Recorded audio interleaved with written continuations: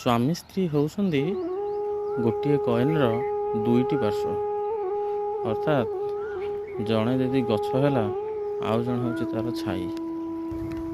ଯଦି ଏଇ ଦୁଇ ଜଣ ସାଥି ହେଇକି ରୁହନ୍ତି ତାହେଲେ ଜୀବନରେ କୌଣସି ବି ପରିସ୍ଥିତିରେ ଏମାନେ ଯେତେ ବି ଅସୁବିଧା ଆସୁ ଏମାନେ ପାର କରି ଯିବାର ଉଦାହରଣ ଅଛି। ଏ ରାସ୍ତା ଦେଖୁଛନ୍ତି, ଏ ରାସ୍ତା କେତେ ଅଙ୍କା ବଙ୍କା, କିନ୍ତୁ ଯେ ପର୍ଯ୍ୟନ୍ତ ଏ ରାସ୍ତାରେ ଆପଣମାନେ ଚାଲି ନାହାନ୍ତି ତ ଆଗକୁ ରାସ୍ତା ଦେଖାଯିବନି।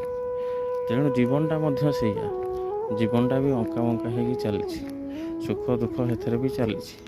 କିନ୍ତୁ ସେଥିରେ ବି ଆମକୁ ଯଦି ଏମିତି ଚାଲିବା ତାହେଲେ ଆମେ ବି ଆମ ଲକ୍ଷ୍ୟସ୍ଥଳରେ ପହଞ୍ଚି ପାରିବା। ଇତିହାସ ସାକ୍ଷୀ ଅଛି, ଯେତେବେଳେ ସ୍ୱାମୀ ସ୍ତ୍ରୀ ଏକାଠି ରୁହନ୍ତି ସ୍ୱୟଂ ଭଗବାନଙ୍କୁ ବି ତାଙ୍କ ଆଗରେ